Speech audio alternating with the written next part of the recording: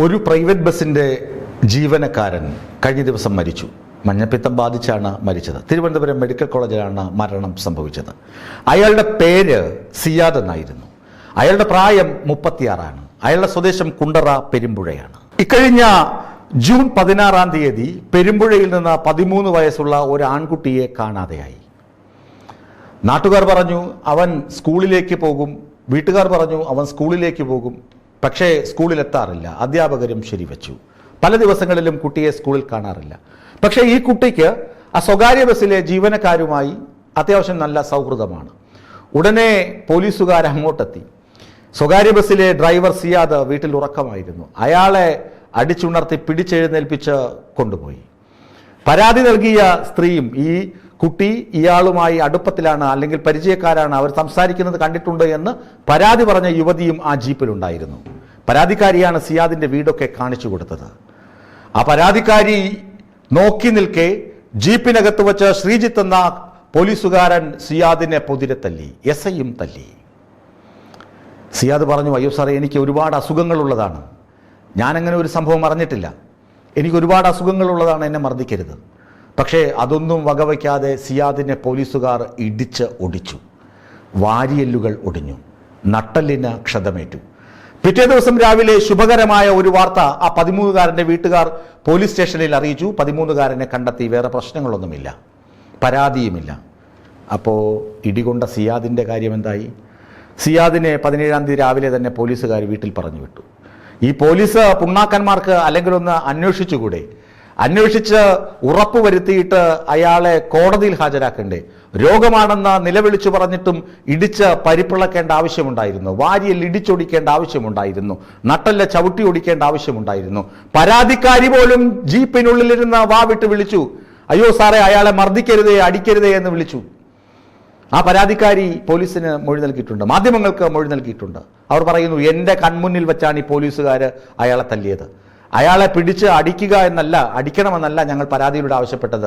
അയാളോട് ചോദിച്ചാൽ അറിയാം, അല്ലെങ്കിൽ ചോദിച്ചാൽ ഒരുപക്ഷെ എന്തെങ്കിലും ഹിന്റ് കിട്ടും എന്ന് മാത്രമേ പറഞ്ഞിട്ടുള്ളൂ എന്ന് ആ യുവതി മാധ്യമങ്ങളോട് വെളിപ്പെടുത്തിയിട്ടുണ്ട്.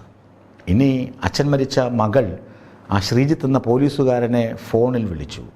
കേട്ടാൽ നിങ്ങളും കരയും. ആ ശബ്ദ സംഭാഷണം ഒന്ന് കേൾക്കാം, ആ ഫോൺ സംഭാഷണം. Hello hello hello hello Sreejith സാറല്ലേ? അതെല്ലോ. ഒന്നാളൊരു ടൈം മിസ്സിംഗ് കേസിന് ഒന്ന് പിടിച്ചോണ്ട് പോയായിരുന്നു വീട്ടിൽ നിന്ന്. ആരെ? പെരുമ്പഴേന്ന് ഒരാളെ വന്ന് രാത്രി കിടന്നുറങ്ങിയപ്പോ കിടന്ന് വിളിച്ചോണ്ട് വന്നായിരുന്നു, ഒരു പാർവതി എന്ന് പറയുന്ന ഒരുത്തിക്ക് വേണ്ടി. പാർവതി ഓർമ്മയില്ലേ? പെരുമ്പഴ കുരിശടി എടുത്ത് 2 പിള്ളേർ മിസ്സിംഗ് കേസിന്. ഓർമ്മയുണ്ടോ? ഇപ്പൊ എന്താ പറ്റിയെന്നോ? അന്ന് സാർമാരത്തെ എല്ലായിടത്തും ഞാൻ പറഞ്ഞില്ലേ, എന്റെ പപ്പാക്ക് വയ്യാത്തേന്ന്. അന്ന് സാറ് അവിടെ ഇട്ട് ഇടിച്ചെന്ന് അന്ന് അവിടെ വെച്ച് പപ്പ പറഞ്ഞായിരുന്നു. സാറാ ഇടിച്ചെന്നും പറഞ്ഞ്. ഇപ്പൊ എന്റെ പപ്പ പോയി. ഞാൻ എന്റെ കാര്യം പറയുന്നേ, തെളിവുണ്ട് സാറേ. അങ്ങനെ ആശുപത്രി പോയപ്പോ ഇത് ആരെ ഇടിച്ചെന്ന് വെച്ച് നട്ടല് മൊത്തം പഠിച്ചിപ്പോ സീരിയസ് ആയിട്ട് കിടന്നു. ഇപ്പൊ പോയി. അന്ന് സാറിന്റെ അടുത്ത് 100 വട്ടം ഞാൻ പറഞ്ഞതാ, വയ്യാത്ത ആളാ, പോയി. ഞങ്ങൾക്കാണ് ഇപ്പൊ ഇല്ലാതെ വന്നത്. കേട്ടല്ലോ സാറേ, എൻ്റെ പപ്പയെ നിങ്ങൾ ഇടിച്ചു കൊന്നു. സാറേ, എൻ്റെ പപ്പയ്ക്ക് രോഗങ്ങളുണ്ടെന്ന് അദ്ദേഹം വിളിച്ചു പറഞ്ഞതല്ലേ? എന്നിട്ടും നിങ്ങൾ കേൾക്കാതെ അദ്ദേഹത്തിൻ്റെ വാരിയെല്ല് ഇടിച്ചൊടിച്ചില്ലേ? അദ്ദേഹത്തിൻ്റെ നട്ടെല്ല് ചവിട്ടി ഓടിച്ചില്ലേ? ഇപ്പോൾ എന്ത് കിട്ടി? എനിക്ക് എൻ്റെ അച്ഛനെ നഷ്ടമായി, സാറിന് എന്താണ് കിട്ടിയത് എന്ന ഉള്ളടക്കമുള്ള ശബ്ദ സംഭാഷണം നിങ്ങൾ കേട്ട് കാണും. അപ്പോൾ അതിൻ്റെ ഉള്ളടക്കം കേൾക്കുമ്പോൾ ഞാനും നിങ്ങളും നടുങ്ങുന്നുണ്ട്. ഒരുപക്ഷെ കണ്ണീർ വാർക്കുന്നുണ്ടാകും.